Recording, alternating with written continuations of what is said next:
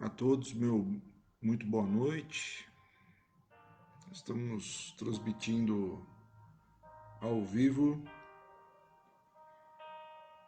e quero agradecer aí, em primeiro lugar, me desculpar na realidade em relação à aula anterior, né? Eu não sei o que aconteceu em relação ao chat.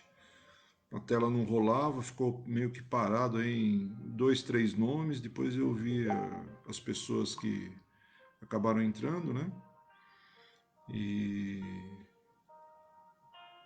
eu quero agradecer a presença de todos vocês aí e a participação, tá? Dentro do possível e dentro do interesse de cada um, a gente responde, né? Manda as imagens que são necessárias e tudo mais, né? Então, queria dar as boas-vindas a vocês e queria iniciar esta aula de hoje. Estamos falando sobre a Epístola de Paulo, né, a carta de Paulo aos Filipenses. E a semana passada foi a aula introdutória, ok? Então, quero convidar vocês a fechar os seus olhos, abaixar as cabeças e vamos orar ao Senhor e pedir orientação, sabedoria. Senhor Deus e Pai, nós te louvamos e te agradecemos pela nossa vida em primeiro lugar, por tudo que o Senhor realizou nas nossas vidas e queremos devolver a Ti em louvor e adoração, Pai. Queremos participar agora desta aula, Senhor Deus, aprender mais da Tua palavra, Pai, neste primeiro capítulo de Filipenses, onde fala em certo aspecto no capítulo sobre o amor e sobre o discernimento, sobre o conhecimento, né? E que eles são necessários que caminhem juntos, né? Para que não se perca a essência, né?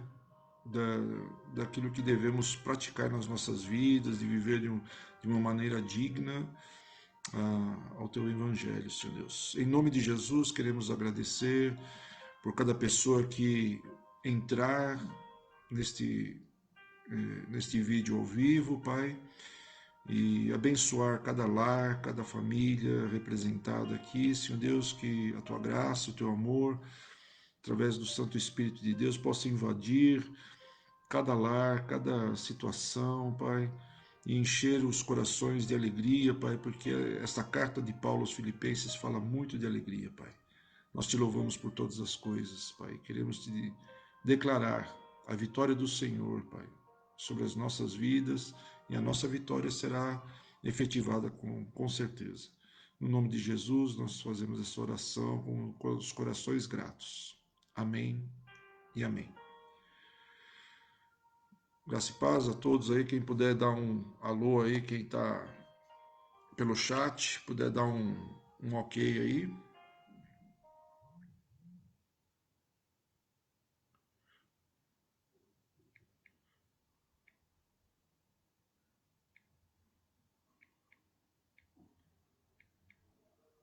Osmar, boa noite, meu querido. Tudo bom com você? Que bênção você estar participando aí com a gente. Como é que está a família? Verônica, Cleusa, boa noite. Fala, mano. Queridos, eu vou iniciar a aula, tá? Para não. Eu acho que a gente tem que ser coerente, né, com os horários que são marcados, né? Cada um tem a sua necessidade e a semana passada foi meio complicado porque o chat parece que a tela não rolava, eu ficava só nos primeiros nomes, né? E acabava num. Eu falei, nossa, parece que ninguém está compartilhando nem nada, né? Depois, ao final, que eu fui ver, realmente muita gente tinha participado e a tela do chat não tinha rolado, tá bom? Laércio, meu querido genro, boa noite, tudo bom com você, meu querido? Deus abençoe, manda um abraço para os teus pais e para Samara também, tá bom, querido? Cleusa, Um abraço para o Joaquim, para Gigi, essa linda princesa de Jesus. Mano, um beijão para Ellen. Fico muito feliz aí de vocês estarem participando. Então nós vamos iniciar o estudo de hoje na carta de Paulo aos Filipenses. Semana passada, para quem não assistiu o primeiro vídeo, o vídeo está disponível no meu perfil aqui do Facebook. Pode procurar, né? Foi na semana passada, dia 19/8, né?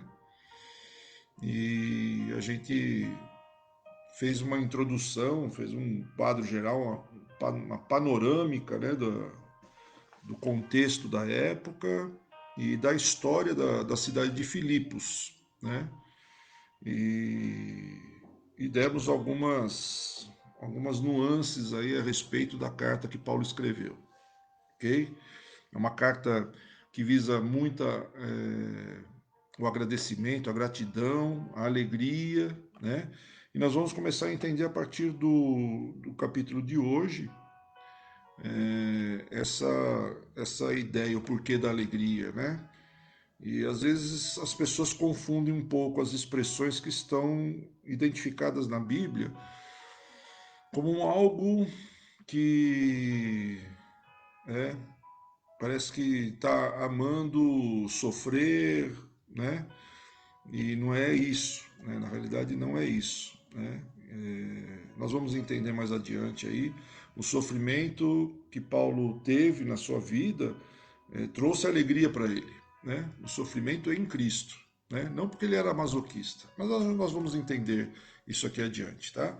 Vamos começar aí pelo versículo 1, né? Nós percebemos que Paulo não estava sozinho, né? O versículo 1, o capítulo 1, diz assim: Paulo e Timóteo, servos de Jesus Cristo, a todos os santos em Cristo Jesus que estão em Filipos, com os bispos e diáconos.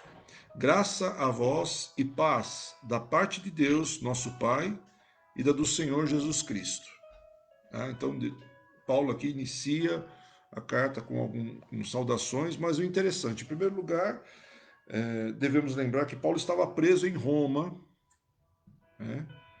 E junto dele estava Timóteo, ok? Escrevendo esta carta. Provavelmente Timóteo estava visitando Paulo, Paulo é quem estava preso, né? Timóteo era um filho espiritual, né? Vamos dizer assim, de Paulo, e eles automaticamente se intitulam servos de Jesus Cristo, né? Então, o apóstolo Paulo, né, alguns o chamam de São Paulo, né, por conta de ser santo, né, foi canonizado e tudo mais, mas na realidade ele se auto-intitula servo de Jesus Cristo, né? E ele entendeu que ele tem que estar servindo e ele não tem que estar se servindo, né? Servo de Jesus Cristo. Como é que ele pode estar servindo alguém que não está na terra, né? Ele está servindo a causa, está servindo aquilo que Jesus Cristo pregou, aquilo que Jesus Cristo identificou como um caminho para os seres humanos. E mais uma vez eu quero deixar bem claro, quando falamos de Jesus Cristo, não falamos de religião. Não falamos de religião. Nós falamos de um caminho que o próprio Deus indicou para nós. Ok? Deus, quando criou todas as coisas, eu vou reafirmar isso como afirmei na semana passada. Deus, quando criou todas as coisas, ele não criou religião. Podem ver em toda a Bíblia. Jesus Cristo, quando veio para a terra, em forma de homem, nós vamos estudar isso no capítulo 2 desta carta. Nós vamos entender como Jesus Cristo veio, de que forma, o que ele fez para estar aqui, ok? Mas ele veio para a terra e uma das coisas que ele mais fez foi combater o sistema religioso da época. Porque na realidade eles pregavam diziam pregar a palavra de Deus, as escrituras, né? Porque eles não tinham o Novo Testamento, né? O Novo Testamento veio após Jesus Cristo. Mas eles tinham os Salmos, eles tinham os profetas, eles tinham o Pentateuco, que são os 5 livros, os primeiros livros escritos por Moisés. Então, eles viviam da boca para fora uma devoção a Deus pela qual andavam totalmente na contramão daquilo que era realmente a vontade de Deus para as vidas, né? E Jesus Cristo combateu o sistema religioso. E ele, quando ele subiu, ascendeu aos céus, ele não determinou para os discípulos, né? Olha, abram a religião A, a religião B ou a religião C. Jesus Cristo determinou: ide por todo o mundo e pregai o evangelho. Então, a religião, lamento dizer a todos, estou decepcionando vocês, mas a religião foi criada por homens. E Deus não quer saber de religião. Deus quer saber do teu coração, do meu coração. Deus quer saber da tua vida, da minha vida. Deus quer saber como você olha para as circunstâncias desta vida. Com que fé você vive o seu dia a dia, olhando para as circunstâncias desta vida? As dificuldades que estamos vivendo, os dias difíceis, de aflições. Eu tenho acompanhado algumas famílias muito apavoradas com essa pandemia. Mas eu quero dizer, meus queridos, que há muita mentira nisso. Há muita mentira. Tá? Então, eu quero tranquilizar o coração de vocês. Então, assim, Deus olha para o nosso coração, Deus olha para a nossa mente, para a nossa vida, para a forma como nós encaramos essas circunstâncias. Medo. O amor de Deus lança fora todo medo. Está lá na primeira carta de João. Primeira carta, não é o Evangelho de João, primeira carta de João. O amor de Deus lança fora todo medo. Se você está com medo, você precisa do amor de Deus, do amor de Deus, do amor de Deus. E a maior prova de amor de Deus foi Ele ter dado o seu próprio Filho Jesus Cristo para você. O próprio Filho Jesus Cristo. Amém? Paulo e Timóteo, servos de Jesus Cristo, a todos os santos em Cristo Jesus que estão em Filipos com os bispos e diáconos. É curioso porque ele cita aqui os bispos e diáconos. Né? Normalmente nas cartas ele cita somente aos irmãos da igreja tal. Nesse caso especificamente, e como já havia mencionado na aula anterior, Paulo se alegrava demais com a igreja em Filipos. Demais, demais. Né? Porque era uma igreja compromissada, uma igreja envolvida na causa de Jesus Cristo, auxiliava demais as missões de Paulo, ajudava ele da forma mais direta possível e trazia sempre alegria com aquilo. E nós vamos ver aqui nesse primeiro capítulo o que essa igreja, qual era a essência dessa igreja. Né? Então, os bispos, né, no grego, episcopos, né,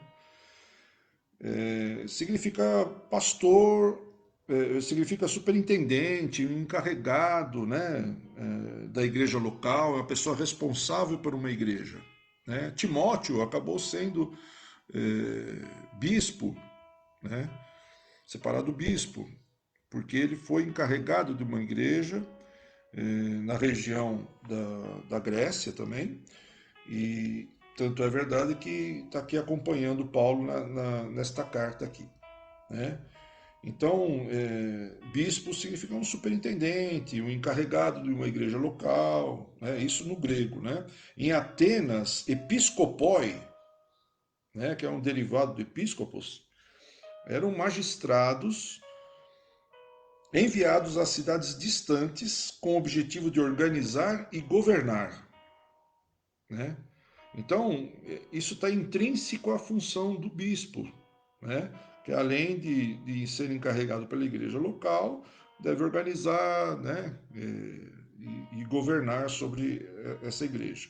Os diáconos, na realidade, eles eram mais ministros, servos, assistentes, vamos dizer assim, né? Como seria um garçom num restaurante, né? Eles servem, né? Um garçom eu estou colocando entre aspas aqui, né? Mas no grego significa isso. Participa também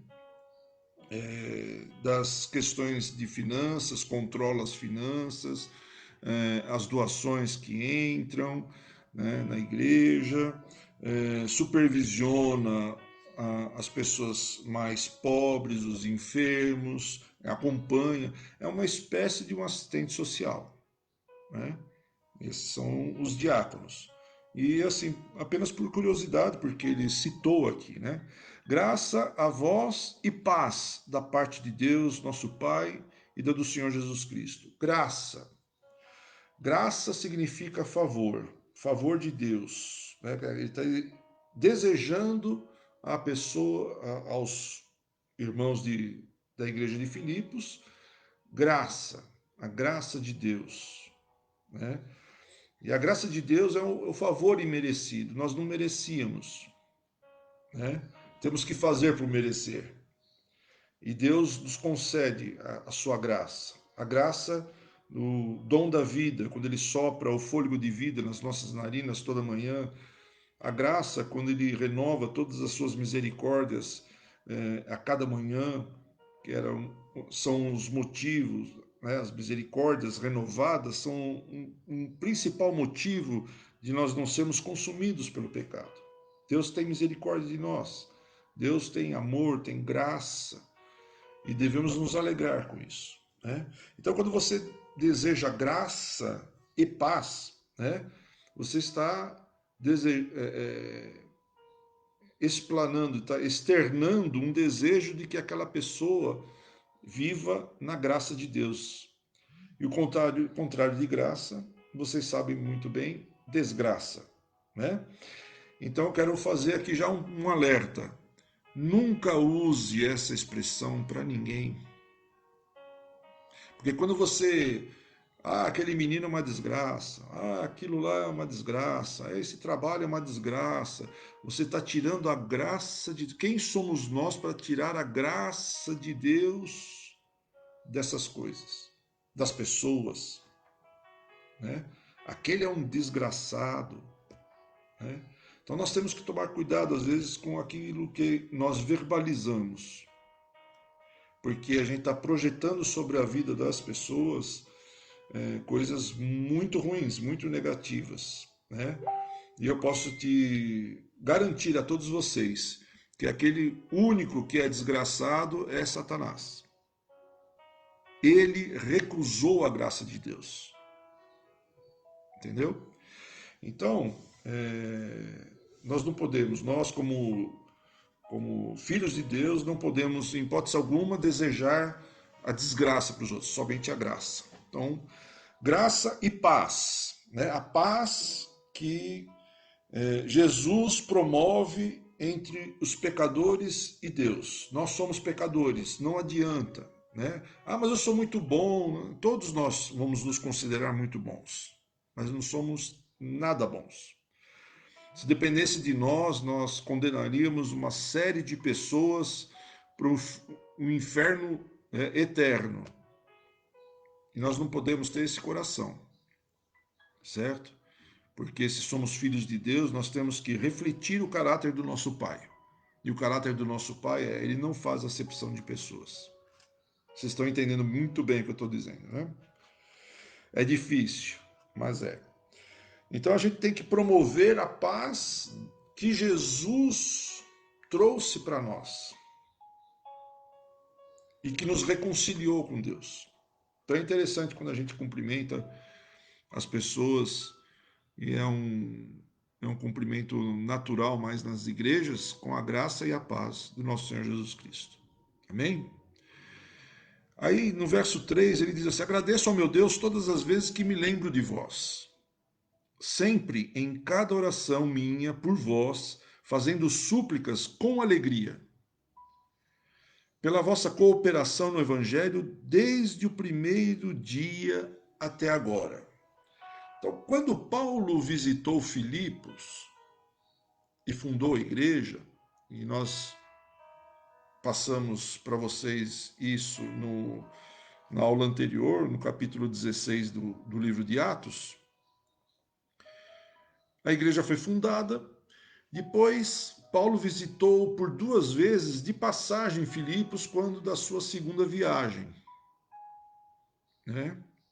E eu posso garantir para vocês que as viagens eram longas, eram demoradas, levavam meses, anos, e Paulo percorria a pé, de mula, quando conseguia uma, invariavelmente era a pé, ou de barco, quando tinha que atravessar um mar.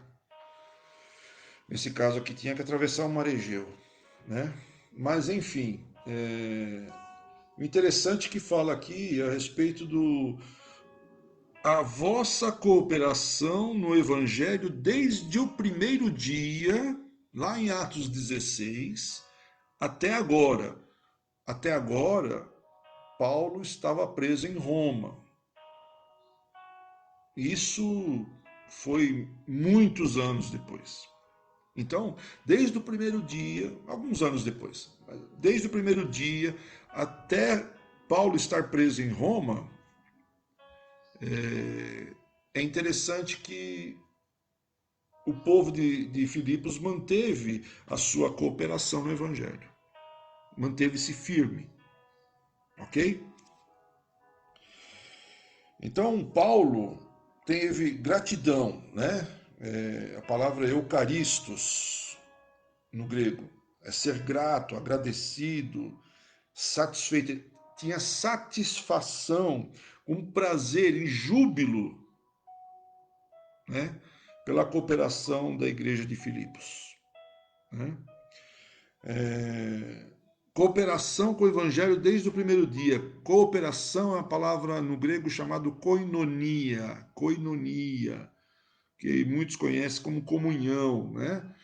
Mas também ele engloba a questão da participação, do intercâmbio. Hoje está muito comum o intercâmbio, né? Então, quando alguém quer estudar alguma língua diferente, quer fazer um intercâmbio, às vezes vai na Austrália, às vezes vai para a Irlanda, às vezes vai para os Estados Unidos, né? E outros países menos escolhidos, vamos dizer assim, e fazem intercâmbio. E o que acontece? Às vezes algumas famílias adotam esses alunos e colocam nas suas casas e para oferecer um lar, um local onde eles possam pousar, tomar um banho, repousar, se alimentar, né?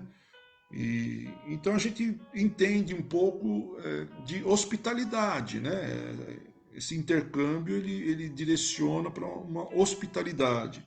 Então, quando Paulo ia para Filipos, ele era muito bem recebido. E, aliás, qualquer um que fosse em nome de Paulo, o fundador da igreja, em Filipos, ele era muito bem recebido. Timóteo foi muito bem recebido. Ok? E lembramos que a carta que Paulo está escrevendo para o povo de Filipos é porque o povo em Filipos ficou sabendo que Paulo estava preso e queria notícias de Paulo. E Paulo imediatamente começou a escrever a carta e com alegria para tranquilizar aqueles que ele amava e lembrava nas suas orações sempre. Eu imagino Paulo na prisão à noite, né? Lembra lá em Atos 16 que ele foi preso com Paulo com Silas, né? Que eles estavam com os vergões nas costas de tantos açoites que eles haviam levado. Lembram-se disso? E o que eles fizeram à meia-noite? Estavam orando e cantando louvores, né?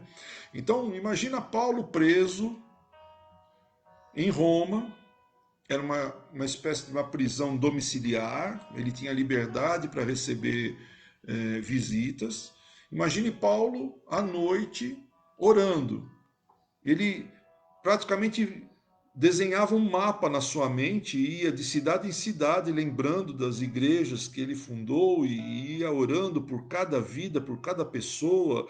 E ele lembrava de Filipos com muita alegria, né? Diz aqui, súplicas com alegria, sempre em cada oração minha, por vós, fazendo súplicas com alegria. Agradeço ao meu Deus todas as vezes que me lembro de vós. Agradeço. Quantas pessoas você conhece que agradece a Deus quando lembram de vós?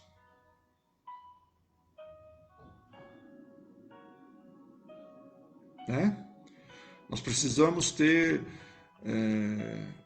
atitudes que provocam a gratidão nas pessoas, né? Porque precisamos, neste mundo, gerar coisas positivas, sentimentos positivos, pensamentos positivos. Não é pensamento positivo no sentido, né? Não, vai dar tudo certo. Não, vai dar tudo certo. Não, é você agir dentro de uma perspectiva negativa, mas de maneira positiva. Você ir ao contrário do que o mundo te empurra a ser. Vocês entendem? Né?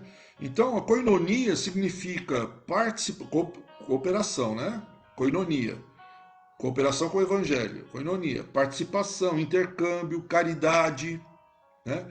Comunhão também, comunicação, contribuição, distribuição, comunhão. Né? Eu tinha um pastor que brincava assim, né? O Osmar vai se lembrar dele. Comunhão, né? Tem uns irmãos que se tratam com unhão, né?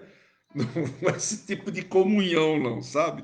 É comunhão, ter as coisas em comum, né? Então, isso faz parte, né? Fazia parte da igreja em Filipos, né? A comunhão, a cooperação, né? O desprendimento das coisas materiais que aquele povo tinha. Que tipo de cooperação que eles tinham? Né? Esse tipo de hospitalidade que eu cheguei a citar para vocês, o desprendimento das coisas materiais, a contribuição, eles contribuíam demais com as obras, distribuía para os pobres, principalmente mandava através de Paulo para que alcançasse os povos menos favorecidos, a sua generosidade. Sabe como? Vamos lá, rapidamente eu vou abrir aqui a palavra de Deus em algumas páginas anteriores, na segunda carta de Paulo aos Coríntios, capítulo 8, verso 1. Paulo, 2 Coríntios, capítulo 8, verso 1. Diz assim, de 1 a 5, tá? Além disso, irmãos, vos fazemos conhecer a graça de Deus concedida às igrejas da Macedônia. Lembra que Filipos ficava na região da Macedônia, ok? Filipos foi dado esse nome porque o rei Filipe, né, pai de Alexandre o Grande, né, Alexandre o Grande governando lá na região, deu o nome da cidade em homenagem ao seu pai, porque Filipe era rei da Macedônia, considerado rei da Macedônia. Então, assim, além disso, irmãos, vos fazemos conhecer a graça de Deus concedida às igrejas da Macedônia, como em grande prova de aflição, a abundância da sua alegria e sua profunda pobreza abundou em riquezas da sua liberalidade.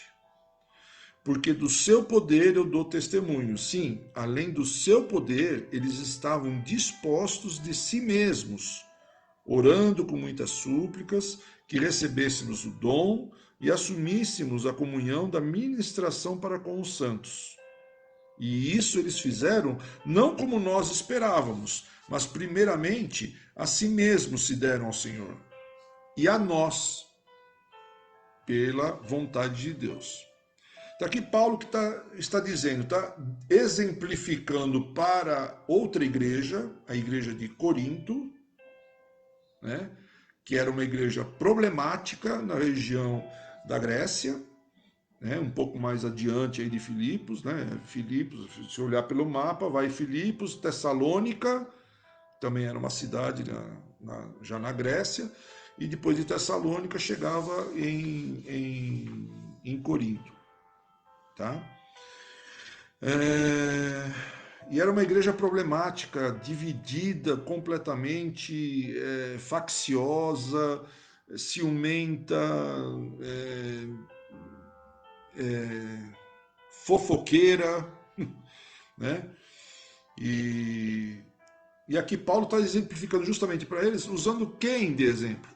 Filipos, né? A igreja de Filipos, né? Então, assim, mesmo da pobreza, né? Vocês vão falar, mas você falou que era uma região rica, tal. Não, era uma região de grande comércio, porque praticamente dividia o Oriente do Ocidente. A Lídia, né, que foi a primeira mulher que Paulo acabou encontrando, e quando ele desceu para um lugar num sábado para orar, está lá no Atos 16. Procurou um lugar para orar, e estavam algumas mulheres, e Lídia estava lá, e ela era vendedora de púrpura. Lembra que eu disse isso? E púrpura era uma situação, era uma substância, era um produto extremamente raro, caro, né? Mas era a Lídia. A região em si, o povo em si era pobre, né?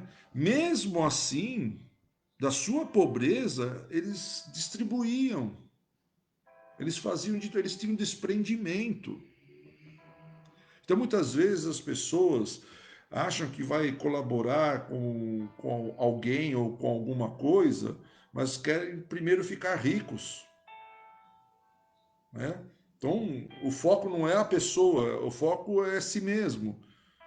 Quando eu ficar rico, aí eu vou abençoar. Não é assim, ok? Em outra passagem, dentro ainda dessa carta de Coríntios, né, um pouquinho mais adiante, no capítulo 11, verso 9,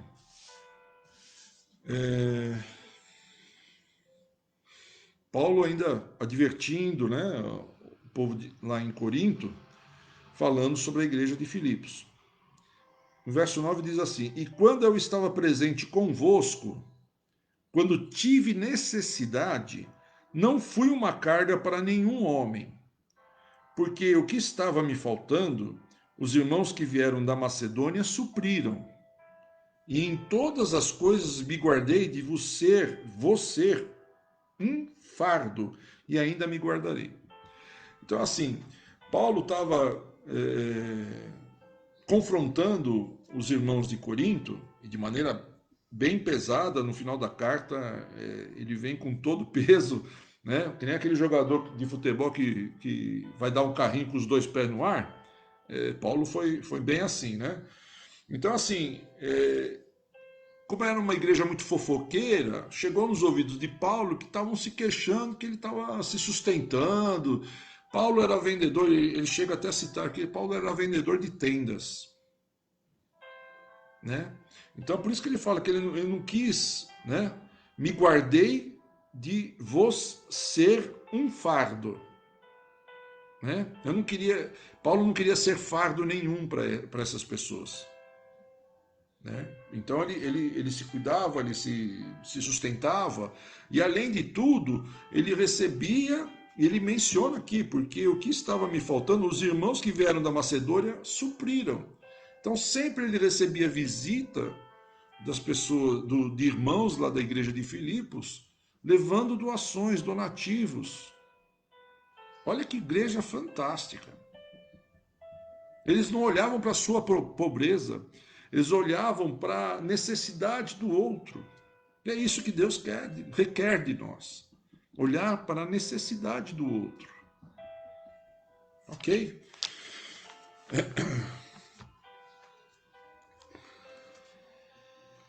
Diante de todas essas circunstâncias, né, Paulo preso, Paulo fundou a igreja naquelas circunstâncias de açoite e tudo mais, Paulo tinha motivo para tudo, né?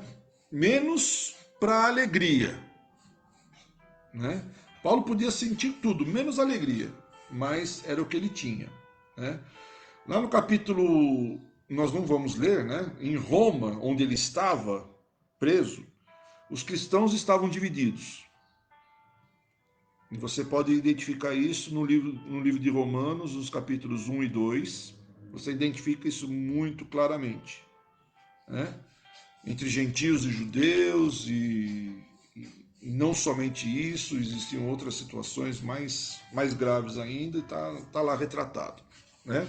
Ele estava preso, né? Qual era o motivo para ele sentir alegria diante de tudo isso, né? Lembrem-se que eu mencionei no final da aula passada a respeito de cada capítulo tratar de um tipo de mente que Paulo tinha, ok? Nesse capítulo 1, né, nós vamos tratar a respeito da mente de Paulo, uma mente sincera. Uma mente sincera, ok? E por quê? O que significa essa mente sincera? Na verdade, né, o foco dele, o foco de Paulo, qual era o foco, Paulo? Qual era o objetivo de Paulo? Em primeiro lugar, era Cristo, né? E em segundo lugar, o foco dele era o próprio Evangelho, a pregação do Evangelho, né? Não como a religião, mas como algo para libertar os povos, um caminho para se chegar a Deus, tá? Não é religião. Vou pegar forte nisso. Tanto é verdade que o foco de Paulo eram essas duas situações, Cristo e o Evangelho, que nesta carta Cristo é citado 17 vezes. Em 26 versículos desse capítulo, 17 vezes Paulo menciona Cristo e 5 vezes menciona a respeito do Evangelho. Tá? Então o foco de Paulo estava nessas duas questões: Cristo, Evangelho. Não estava em si. E muitas vezes erramos porque o nosso foco está em nós mesmos. Nós devemos tirar o foco de nós mesmos. Nós temos que colocar o foco naquilo que o próprio Senhor Jesus Cristo nos ensinou a respeito dos dois grandes mandamentos. E quais são eles? Amar a Deus sobre todas as coisas e amar ao próximo, como a ti mesmo. E Jesus ainda completa: nisto se resume a lei e os profetas. Somente isso. Tanto é verdade que se você olhar para os mandamentos, os 10 mandamentos, você vai ver especificamente que os demais mandamentos estão ligados ou ao primeiro, amar a Deus, porque se você amar a Deus, você não vai criar outros ídolos, você não vai se dobrar a outras imagens, né? Você não dará falar o nome de Deus em vão. E o segundo grande mandamento, que é amar ao próximo, né? Os demais mandamentos falam: não matarás, não adulterarás, né? Não darás falso testemunho. Então, a segunda parte, o segundo grupo é voltado para o amor ao próximo. Então, por isso que Jesus disse, resumindo tudo, a lei e os profetas: amar a Deus sobre todas as coisas e amar ao próximo como a ti mesmo.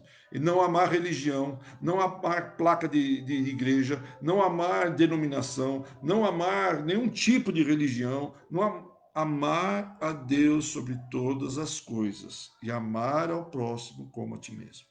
Nisto se resume a lei e os profetas.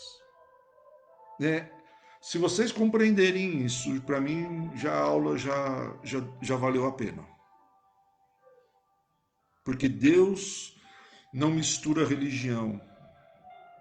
Tá? Quem mistura religião são os homens. Os homens criaram religiões para levantar muros de separação entre eles. Que a minha é melhor do que a tua, né? Deus não quer isso. ok?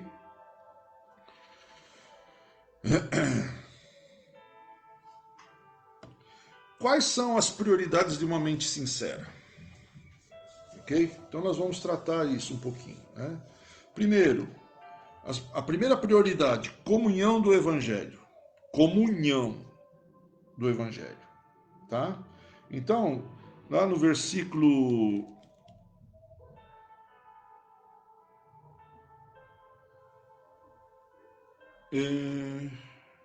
Em cada oração minha por vós, sempre, em cada sobre me lembro de vós, né? Me lembro de vós. Recordo de vós algumas versões, né? No versículo 3, no final do versículo 3.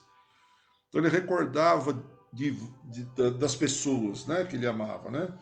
Recordo de vós. Paulo pensava nos irmãos de Filipos. Veja bem o foco dele, sempre no outro, né? Então ele pensava nos irmãos de Filipos, da igreja de Filipos, né?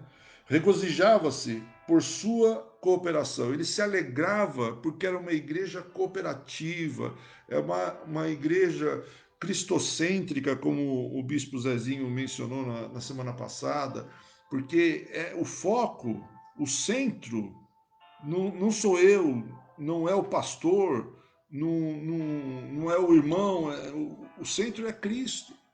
Foi ele que nos uniu, foi ele que nos uniu a Deus, né? Então, Paulo se alegrava com a igreja de Filipos por conta disso. E sabia que Cristo terminaria a obra que começou com eles. Então, assim, aquela...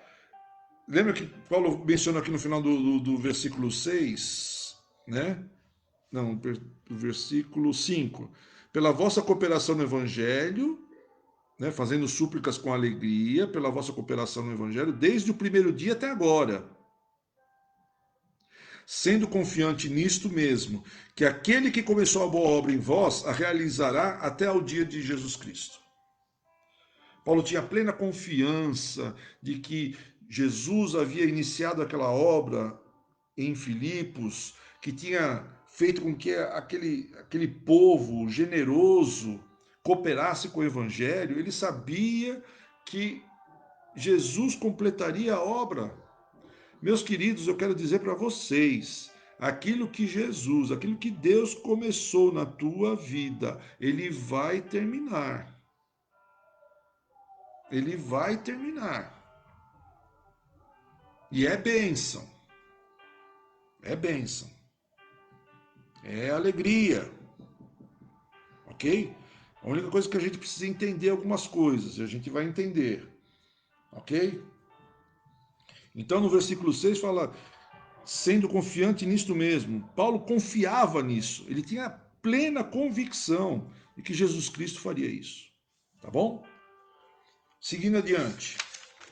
Né? Nós estamos na primeira prioridade de uma mente sincera.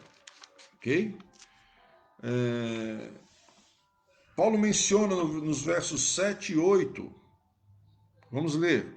Como tenho por justo pensar isto de vós, todos, porque vos tenho em meu coração, pois tanto nas minhas prisões como na defesa e confirmação do Evangelho, isso aqui chama-se apologética, defesa do Evangelho, todos vós fostes participantes da minha graça, porque Deus me é testemunha da grande saudade que tenho de todos vós, em entranhável afeição de Jesus Cristo. Era uma coisa que mexia internamente com Paulo, ele se movia de amor por essas pessoas. Né? E aí, a segunda característica, né, de uma mente sincera, aqui nessa primeira prioridade, né, que é a comunhão do Evangelho, vos trago no coração. Paulo levava no coração as pessoas. Quem você tem guardado no teu coração? Quem você tem guardado no teu coração? Né? Lembro que a igreja de Filipos era uma igreja, um grupo muito heterogêneo, né? E tinha mais gentios, obviamente, do que judeus, porque eram poucos judeus naquela região, naquele momento, mas você tinha uma Lídia, que era rica, né? Que ela vendia púrpura, era uma pessoa extremamente rica, né? Tinha escravos, né? Lembra que Paulo tinha uma menina que ficava acompanhando Paulo e Silas e o próprio Lucas, né, que escreveu Atos naquela oportunidade, e falava que, olha, esse aqui é filho de Deus, mensageiro do Deus Altíssimo, e que não sei o quê, e falava tudo sobre Paulo, e Paulo falou assim, ó, era espírito de adivinhação. Então Paulo expulsou o espírito de adivinhação daquela menina. Ela era uma escrava, porque ela tinha seus senhores. Paulo foi preso porque estragou os negócios daquelas pessoas, daqueles senhores. Eles tinham, se eles eram senhores, ela era escrava deles. Ela servia eles, né? Então você tinha Lídia como uma empresária, vamos dizer, na época, né? Vendedora de púrpura. Você tinha o carcereiro e a sua família, era um outro tipo de gente, então eram pessoas muito heterogêneas, né? E aí, independentemente de serem heterogêneas, elas viviam unidas em amor por Cristo. Unidas em amor por Cristo. Elas não viam diferença entre as pessoas. Eles não viam diferença entre as pessoas, né? E eram unidas em amor uns pelos outros. Não é a classe social, não é a classe social, não é o que cada um tem ou não tem. Isso não faz a pessoa ser melhor ou pior do que todos, do que ninguém. Então essa igreja nos ensina a vivermos em unidade, em amor por Cristo, em amor uns pelos outros, tá? E aí há uma característica muito marcante aí, uma diferença marcante entre a igreja de Filipos e a igreja de Corinto, né? Voltamos lá, 2 Coríntios 12, algumas páginas anteriores.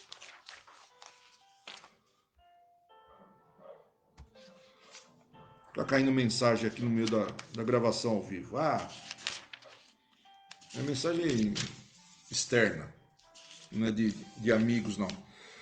2 Coríntios, segunda carta de Coríntios, capítulo 12, os versos 19 a 21. Aí nós vamos entender bem a diferença das igrejas.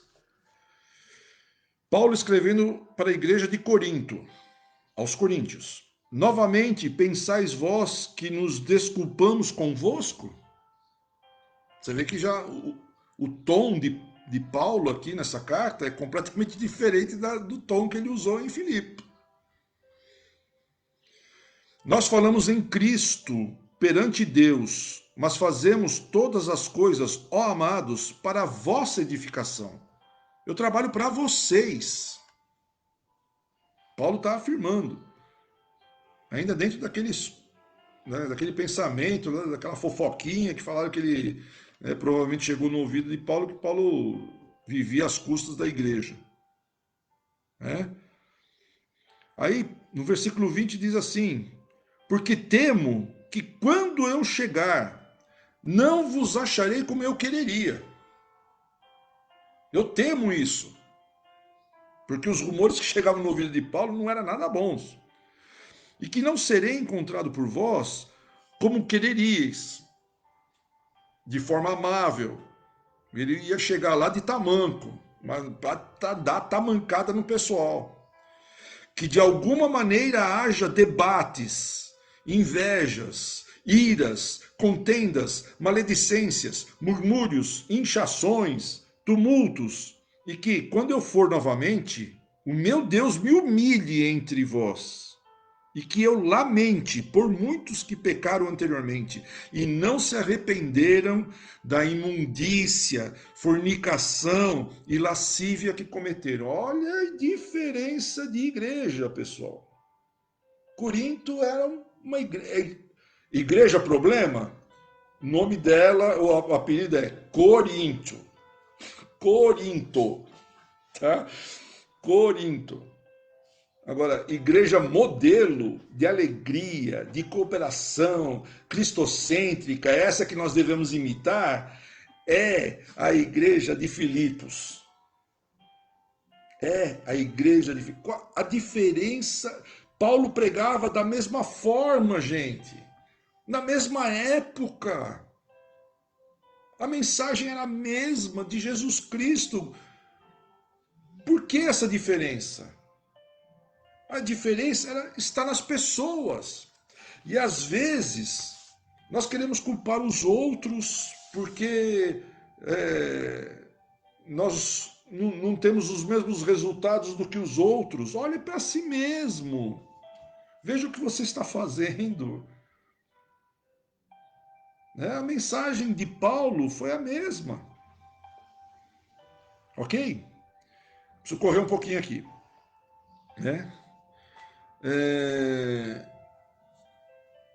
Fazendo sempre súplicas por todos em todas as orações. Paulo orava pelos filipenses, como orava pelos coríntios, orava pelos efésios, pelos gálatas, pelos romanos. Paulo orava por todas as igrejas, em todo lugar que ele esteve, ele lembrava de cada um deles. De cada um deles. Paulo orava.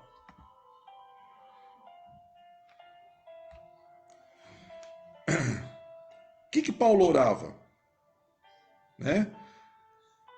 Que o amor aumente. Vamos lá, versículo 9, Filipenses. E isto eu oro, que o vosso amor aumente mais e mais em conhecimento e em todo na minha versão aqui, King James, está escrito todo o julgamento. O julgamento aqui é a capacidade de discernir. Tá? Não é julgar as pessoas, chegar a você, aquele cara é isso, está condenado. Não é esse julgamento. É discernimento, é discernir, saber distinguir o certo do errado, é você ter um julgamento a respeito de coisas, de situações, de circunstâncias, ok? Então, isto eu oro, que o vosso amor aumente mais e mais em conhecimento e em todo o julgamento, ok? E o interessante, tem uma frase aqui que eu quero compartilhar com vocês, aqui eu anotei até meio de lado aqui, diz assim: geralmente, quando o amor não tem conhecimento, tá? Isso vai resultar num zelo superficial, porque você tem muito amor, mas não tem conhecimento. Você precisa conhecer, ok? Ou quando o conhecimento não tem amor, aí pode resultar em arrogância religiosa. Vocês entendem? Amor sem conhecimento vai nos dar um zelo superficial. Tá? E o conhecimento sem amor pode nos trazer arrogância religiosa. Então, na realidade, nós temos que ter os dois em equilíbrio: o amor e o conhecimento. Então, quando há esse desequilíbrio, o que acontece? Há pouco discernimento e há pouca justiça. Ok? Então, a gente tem que tomar muito cuidado. Não adianta só amar, tem que ter conhecimento. Amados, Jesus Cristo menciona, está escrito lá em Mateus capítulo 22, versículo 29, errais não conhecendo as Escrituras e nem o seu poder, e nem o poder de Deus. Se você conhecer o poder de Deus, você não vai ter medo de nada, porque você sabe do que Deus é capaz. Entendem o que eu quero dizer? Deus é capaz. Então, não há aflição ou circunstância demasiadamente difícil para Deus. Ok? Que mais? Paulo orava pelos filipenses, que mais? Para que aproveis as coisas excelentes. para que sejais sinceros e sem ofensa alguma até o dia de Cristo. Sinceridade. Então Paulo orava que o amor aumentasse em conhecimento e discernimento, que aprovassem as coisas excelentes, porque tem gente que aprova só as coisas que são porcaria, só lixo. Nós temos que aprovar as coisas que são excelentes. Aquilo que vale a pena, aquilo que vai te acrescentar, aquilo que vai te fazer uma pessoa melhor. E Paulo orava e intercedia pelos irmãos por isso. Sinceridade sem ofensa. Conhece aquele sincerão? Aquele amigo sincero que chega, não quer nem saber. Não quer nem saber se você vai se ofender ou não. Eu sou sincero. Pá! Dá na lata. Né? Aqui Paulo está dizendo sinceridade sem ofensa. Você tem condições de ser sincero sem ofender. Note bem, sempre que você tem que construir um relacionamento, você tem que ter cuidados. Você não sabe, não é só você emitir uma mensagem e a pessoa se vire para receber. Não é assim que funciona. Aquele que tem amor pelo próximo, ele vai pensar em primeiro lugar como, de como ele vai receber a mensagem que eu der. Eu preciso ser sincero com a pessoa. E às vezes eu pego as pessoas e falo assim, olha, não é bem isso, tal, acho que você deveria de fazer assim, assim, assado, tal, tal. Eu vou sempre pisando em ovos, né? Sempre com muito cuidado, com muito zelo, porque eu não sei como a pessoa vai receber a mensagem. Eu tenho que tomar cuidado com isso. Né? Nós temos que aprender a tomar cuidado com isso. Né? Que mais que Paulo orava? Né? Versículo 11. Sendo cheios de frutos de justiça, que são por Jesus Cristo para a glória e louvor de Deus. Né? Então, cheios de frutos de justiça, né? Por Jesus Cristo, isto é, através de Jesus Cristo. E esses frutos de justiça, essa justiça no grego é a palavra dikaiosine, que significa equidade de caráter ou de atos, equidade, igualdade. Tem o mesmo nível de caráter e atos. Né? Essa palavra no grego, dikaiosine, deriva de dikaios, que é justo, reto. Paulo orava para que o povo fosse cheio de frutos de justiça, que fossem justos, que fossem retos. Quanto falta disso na nossa sociedade? E nós que estamos aqui ouvindo isso aqui, somos responsáveis para isso. Nós estamos ouvindo, podemos aprender isso e podemos aplicar nas nossas vidas, sendo justos, sendo retos, em nome de Jesus. Amém? E tudo isso que nós fizermos, gente, às vezes as pessoas fazem as coisas para conseguir, para obter alguma vantagem. Pelo amor de Deus. Aqui está dizendo, para glória e louvor a Deus. Tudo que fizermos tem que ser para a honra e glória a Deus. Ok? A segunda prioridade de uma mente sincera, né, é o progresso do Evangelho. Então vamos lá, dos versículos 12 em diante. Tá? Mas quero que saibais, irmãos, que as coisas que me aconteceram contribuíram para maior proveito do Evangelho. Paulo é fantástico. Eu sei que muitos irmãos, muitas pessoas gostam mais de Pedro do que de Paulo. Né?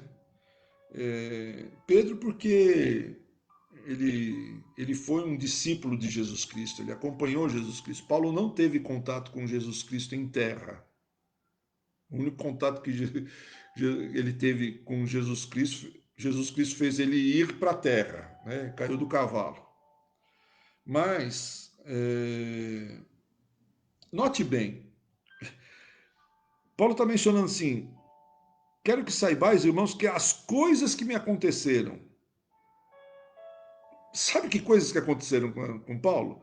Foi aprisionado, quantas vezes foi aprisionado, foi açoitado, foi apedrejado, foi dado como morto, ficou preso em vários lugares,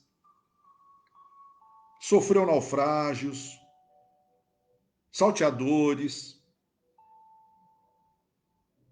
E ele resumiu tudo isso aqui. Quero que saibais, irmãos, que as coisas que me aconteceram.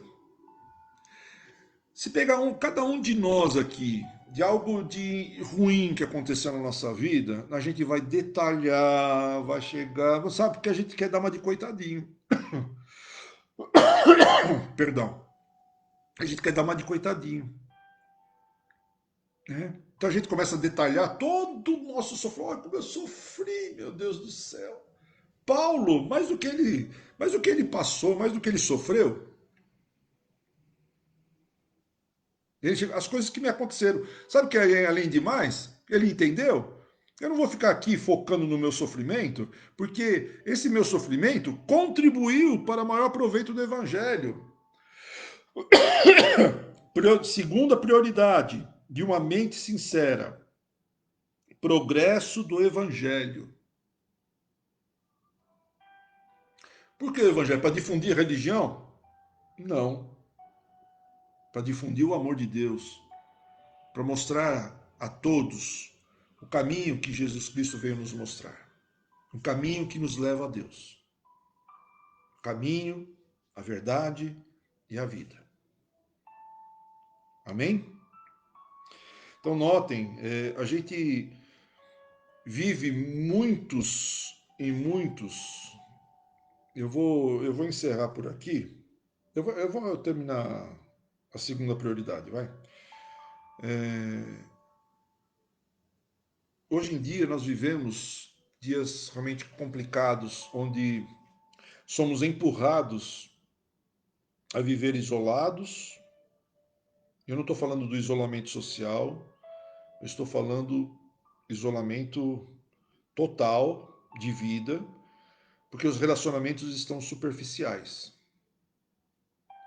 O fato de eu estar do lado de uma pessoa e a pessoa não saber nada da minha vida é um isolamento. Por que eu estou do lado dessa pessoa se ela não sabe nada da minha vida? Né? E nós vamos entender mais adiante, né? Porque esse isolamento é péssimo, é ruim. Né? Essa questão foi o máximo que Paulo referiu-se a si mesmo. As coisas que me aconteceram, entendeu? Que eu já citei aqui para vocês. Porque o foco dele era honrar a Cristo e proclamar o Evangelho. Ok? Cristo em primeiro lugar. Tá? Uma mente sincera prioriza Cristo e o Evangelho. Tá? Paulo era prisioneiro de Cristo Jesus, não de Roma. Então vamos seguir aqui. De maneira que as minhas prisões em Cristo, no versículo 13, de maneira que as minhas prisões em Cristo se tornaram conhecidas em todo o palácio e em todos os demais lugares. Que palácio? Onde ele estava preso, na prisão domiciliar dele. Ele fez com que a própria prisão potencializasse nele a pregação do evangelho para soldados romanos, para os inimigos, para os seus algozes. Vamos seguir. Paulo era prisioneiro de Cristo Jesus, não de Roma. Então, as pessoas que prenderam Paulo achavam que era prisioneiro de Roma, de César. Paulo se dizia prisioneiro de Cristo. Então não eram os grilhões que o prendiam, né? E muitas vezes os grilhões eram presos em soldados.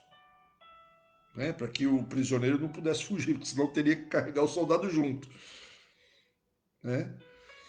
Os soldados que estavam guardando o prisioneiro, né, nessa situação que Paulo estava. Então, os seus algozes também tiveram isso que a gente tem que colocar quando a gente pensa no próximo. Os nossos algozes, os adversários, os inimigos que se opõem à nossa vida e tudo mais, eles também tiveram um Salvador. Eu, você e eles. Paulo entendeu isso. Então ele tinha que pregar para os soldados romanos do amor de Cristo para eles. Aqueles que o prenderam, ou estavam cumprindo ordens e mantendo-o preso, né, também tinham um Salvador. E eles precisavam saber disso. E Paulo pregou isso para eles. Né? E um Salvador disponível. Cristo havia morrido por eles também. Quer ver onde que está isso? Bom, no próprio versículo 13 aqui que nós estamos citando. E lá no capítulo 4, no versículo 22, da própria carta de Filipenses, diz assim: todos os santos vos saúdam, mas principalmente os que são da casa de César. Paulo alcançou os da casa de César. César foi quem mandou prender Paulo. César foi quem mandou decapitar Paulo depois. Mas, antes que eu morra, eles precisam saber que há um Salvador para a vida deles. Que lição de vida. Ele não pensava em si próprio, porque ele poderia, ai meu Deus, ai, vou aproveitar e passar a mão na minha cabeça, porque daqui a pouco eu vou ficar sem ela. Não. Ele não tinha autopiedade, gente.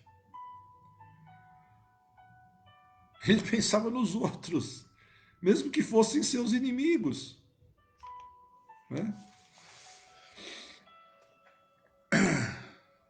Através da morte ou da vida de Paulo, ele era feliz e vitorioso. Vamos seguir? Vamos aqui.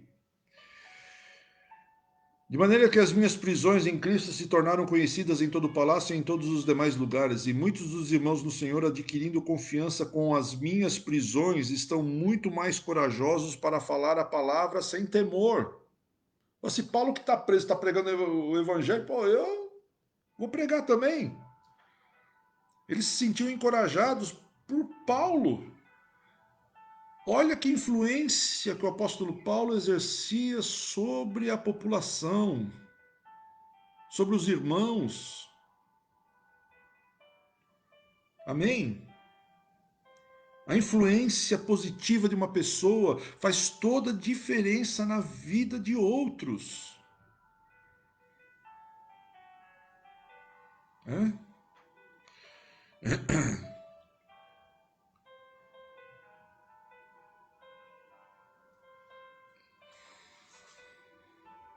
Diz assim ainda: alguns de fato até pregam a Cristo por inveja e contenda, e outros também de boa vontade. Uns pregam a Cristo por contenda, não sinceramente, julgando acrescentar aflição às minhas prisões, mas outros por amor, sabendo que fui posto para a defesa do Evangelho. Mas que importa se eu sou atacado ou não sou atacado? Entendeu? Se o camarada está pregando, mas não está sendo sincero, ele está pregando a Cristo. Isso que Paulo entendia. A mensagem está sendo dada. Não obstante, de todo modo, seja na pretensão, seja na verdade, Cristo seja pregado. E nisto me regozijo, me alegro, sim, e me regozijarei, me alegrarei sempre. Porque sei que disto me resultará salvação, pela vossa oração e pelo socorro do Espírito de Jesus Cristo. Isso vai resultar em salvação. Alguém vai ouvir a mensagem, aquela mensagem vai fazer a diferença. Mesmo que a pessoa que pregou não tenha sido sincera, mesmo que a pessoa que pregou não tenha vivido aquilo, que seja uma farsa. Né? Esse era o entendimento de Paulo. segundo a minha intensa expectação e esperança de que em nada serei envergonhado, antes, com toda a ousadia, Cristo será, tanto agora como sempre, engrandecido no meu corpo, seja pela vida ou pela morte, porque para mim o viver é Cristo e o morrer é ganho. Paulo chegou num estágio espiritual em que, se ele morresse, ele se alegraria muito, porque ele tinha a convicção de que viveria com Cristo eternamente. Por quê? Porque ele teve experiências com Cristo. Ele não acompanhou o ministério de Cristo na terra, mas ele vivenciou. Ele ouviu da própria boca de Cristo: Paulo, Paulo, Saulo, Saulo, por que me persegues? Ele era chamado de Saulo antes. E Paulo, na realidade, Saulo é porque é o nome romano, né? Paulo era o nome grego. E então ele teve, sabe, face a face com aquele que ele perseguia. Paulo conhecia todas as escrituras, ele era um fariseu, ele era um conhecedor profundo das escrituras, e quando ele teve a experiência com Jesus Cristo, aí descortinou tudo na vida, todo o entendimento, todo o discernimento que ele tinha a respeito das escrituras. Por isso que é importante você ter o conhecimento, não só o amor, né? E não adianta ter só o conhecimento e não ter amor, porque você se torna arrogante. Porque eu tenho conhecimento. Isso não faz diferença nenhuma, só conhecimento. Precisa ter o amor. Então Paulo entendeu que se ele morresse, ele ia para Cristo, mas que se ele continuasse a viver, a alegria dele estava com os irmãos. E ia continuar pregando o evangelho. Para ele é lucro. Ele ia, pô, então enquanto estou aqui na terra, mesmo preso em Cristo Jesus, vou continuar pregando o evangelho. Sim, eu já li essa passagem, Evelyn. 2 Coríntios 8, versículo 1 a 5. Fala sobre a igreja de Filipos, como um exemplo para a igreja de Corinto. Isso mesmo. Versículo 22. Mas se vivo na carne, isto é, o fruto do meu trabalho, não sei, então, o que devo escolher. Paulo falou assim, eu não sei o que eu prefiro. Sabe por quê? Porque o foco dele era Cristo e o Evangelho, o progresso do Evangelho.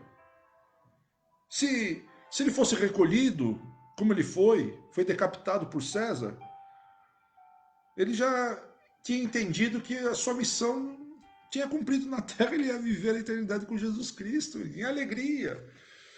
E muitas vezes as pessoas têm medo de uma gripe, de uma pandemia, de uma dengue, sabe, tem gente que tem medo até de ir para banco, de ser bala perdida, de assalto. O amor de Deus lança fora todo medo. O amor de Deus lança fora todo medo. Tudo nós temos que tomar cuidados, tudo. Mas não deixe o medo entrar na tua mente. Tenha uma mente sincera, como Paulo tinha. Ok? Uma mente sincera. Através da morte ou da vida de Paulo, ele era feliz e vitorioso. Ele se sentia vitorioso. Ele estava preso. Qualquer um de nós sentiria derrotado. É verdade ou não é, irmãos? Mas Paulo se sentia feliz e vitorioso, porque o foco dele era completamente diferente, não estava em si mesmo, estava no outro e estava no progresso do Evangelho, estava em Cristo. Uma mente sincera transforma as circunstâncias adversas em oportunidades para exaltar a Cristo, para ganhar almas e não se deixar derrotar por elas. O que é ganhar almas? Talvez muitos aqui estejam presentes e não saibam o que é ganhar almas. Ganhar almas é você pregar o evangelho. Você não é pregar, você pegar assim, criar um pastor e tal. Não, é você falar do amor de Cristo, do amor de Deus. É pregar. Fala, existe um Salvador para a tua vida.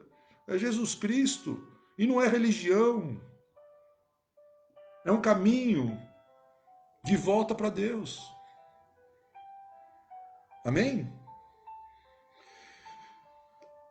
Então, uma mente sincera não se deixa derrotar por essas circunstâncias adversas. A pandemia está trazendo circunstâncias adversas. Eu estou vendo um monte de gente derrotada. Levante a tua cabeça, amados. Levantem as suas cabeças. Deus é mais do que tudo isso. Mude o foco. Mude a sua mente. Busque ter uma mente sincera em Cristo Jesus. Paulo fez do ato de servir a Cristo o tema central e a mola propulsora da sua vida. Vou repetir, se alguém quiser anotar, Paulo fez do ato de servir a Cristo o tema central e a mola propulsora da sua vida. Qual tem sido o tema central da sua vida? Da tua vida? Você que está me assistindo, ou agora ao vivo, ou depois na gravação. Qual tem sido o tema central da tua vida? A tua vida profissional? Tua vida sentimental?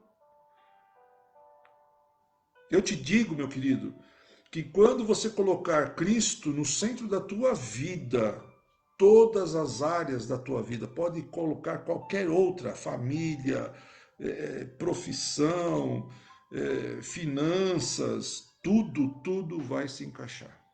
Coloque Cristo no centro. Que seja Ele a mola propulsora da tua vida. Em nome de Jesus. Cristo em primeiro lugar. Depois, o próximo em segundo lugar. Né? O egoísmo traz infelicidade. O egoísmo traz infelicidade. Né? Vamos seguir aqui. Ele não sabe o que deve escolher, mas de ambos os lados estou em aperto, tendo o desejo de partir e estar com Cristo, o que é muito melhor. Ok? Partir, morrer e estar com Cristo, para mim é muito melhor. E quem crê em Jesus Cristo tem essa convicção. Sabe que o melhor é estar com Cristo. Né? Tem muitos que acabam praticando suicídio pensando erradamente nessa situação. É logicamente que você tem que cumprir a tua vida aqui na Terra.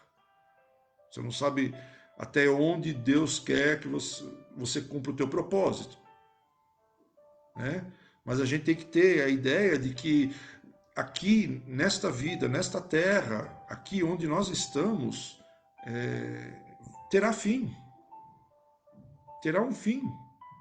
E daí nós partiremos para onde? Eu quero partir para uma eternidade com Cristo. E eu espero que seja o desejo de todos vocês. Ok? Versículo 24, estamos acabando. Todavia, permanecer na carne é mais necessário a vós. E tendo esta confiança, sei que permanecerei e continuarei com todos vós para proveito vosso e alegria da fé, para que o vosso regozijo seja mais abundante por mim, em Cristo Jesus, pela minha nova ida a vós. Ele acabou não indo, né, novamente aos filipenses, mas ele tinha convicção de que ele era importante para aquele povo e que o fato de Paulo ir seria motivo de grande alegria. Né? Por isso que ele fala aqui, todavia, permanecer na carne é mais necessário a vós. Eu sei que seria mais importante eu estar vivo para vocês. Né? E aí Paulo ficava dividido, né, em função disso. Mas ele se preocupava com o próximo, ok? Paulo era feliz porque amava aos outros, orava por eles, encorajava-os. Né? Paraíso na terra para Paulo, paraíso na terra para Paulo era ajudar aos outros. Ajudar aos outros. Ajudar aos outros. Eu sou muito grato a muitas vidas porque muitas pessoas me ajudam, muitas vidas me ajudam, muitas pessoas me ajudam. E eu agradeço a Deus por isso, pelas vidas delas, né? E eu sempre digo, né, que quando você ajuda alguém, Deus derrama bênçãos sem medida na vida de cada um, porque você está cumprindo um desejo do Pai. E o desejo do Pai é que você ajude os outros, ok? Paraíso na terra, para Paulo era ajudar os outros. Estar com Cristo versus estar com os irmãos. Esse era o grande dilema do apóstolo Paulo. Tá? Só para encerrar aqui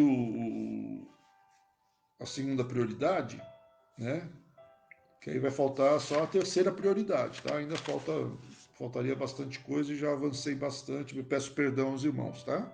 A todos que estão me assistindo, eu peço perdão, tá? Paulo, depois de todos. Então, Cristo em primeiro lugar, o próximo em segundo lugar. Paulo vem depois de todos, né? Paulo não dava importância para seu corpo em detrimento às outras prioridades, né? Por quê? Porque para mim viver é Cristo e o morrer é ganho. Mas se vivo na carne, isto é fruto do meu trabalho. Não sei então se devo, o que devo escolher, né?